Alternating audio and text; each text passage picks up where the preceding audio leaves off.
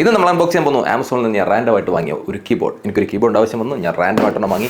Amazon finds Amkette guys. Amkette എന്നാണ് കീബോർഡിൻ്റെ പേര്.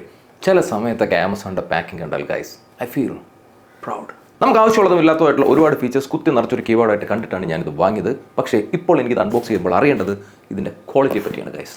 ക്വാളിറ്റി. Let's unbox. മനോഹരമായ പെട്ടി. ആ പെട്ടിക്കകത്ത് വേണ്ടേ ആംകെറ്റ് എന്നല്ലേ? അതെ, ആംകെറ്റിൻ്റെ കീബോർഡ്. അപ്പോൾ അതെ, ഇതാണ് ആംകെറ്റ് ഒപ്റ്റിമസ് എക്സൽ പ്ലസ്.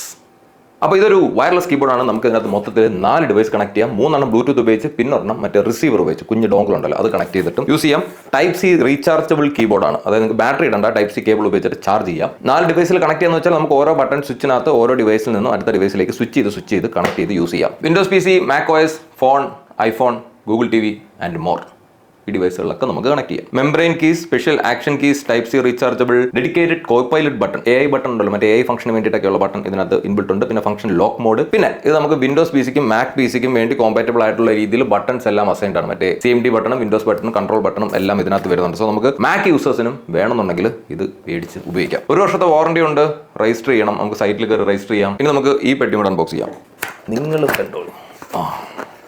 വേണ്ടേ ഒരു കവറിനകത്ത് കീബോർഡ് ഇരിപ്പുണ്ട്.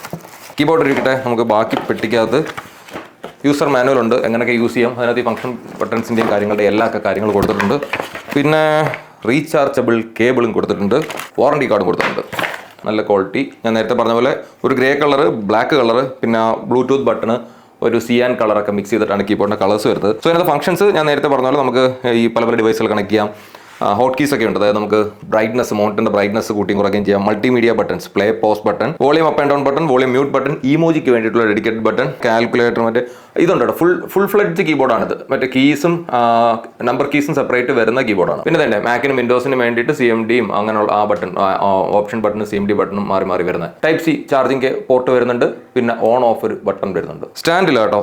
മറ്റേ ചില കീബോർഡൊക്കെ നമുക്ക് ഇങ്ങനെ ഇവിടെ ഒരു സ്റ്റാൻഡ് വരുമല്ലോ, കുറച്ചൊന്ന് ലിഫ്റ്റ് ചെയ്ത് ഉപയോഗിക്കാനായിട്ട്. ആ ഒരു സ്റ്റാൻഡില്ല. ഈ ഫംഗ്ഷൻ ബട്ടൺ ഞെക്കിക്കൊണ്ട് ഇവിടെ QWER ഈ ഓരോ ബട്ടൺ ഞെക്കുമ്പോഴത്തേക്ക് നമുക്ക് ഓരോ OSലായിട്ട് മാറി സ്വിച്ച് ആവും. കാൽക്കുലേറ്ററിന് വേണ്ടിയിട്ട് ഡെഡിക്കേറ്റഡ് ആയിട്ടൊരു ബട്ടൺ. അതിനകത്ത് നമ്മൾ OS മാറ്റുമ്പോഴും, അതായത് ഓരോ ഡിവൈസ് OS മാറ്റി കണക്ട് ചെയ്യുമ്പോഴും ഓരോ ഡിവൈസ് മാറ്റി കണക്ട് ചെയ്യുമ്പോഴത്തേക്കും നോട്ടിഫൈ ചെയ്യാനായിട്ട് ഇവിടെ LED ലൈറ്റ്സും വരുന്നുണ്ട്.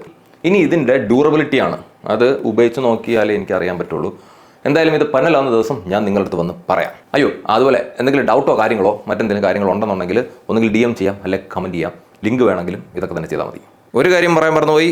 വില 1000 രൂപ അല്ല 900 രൂപ.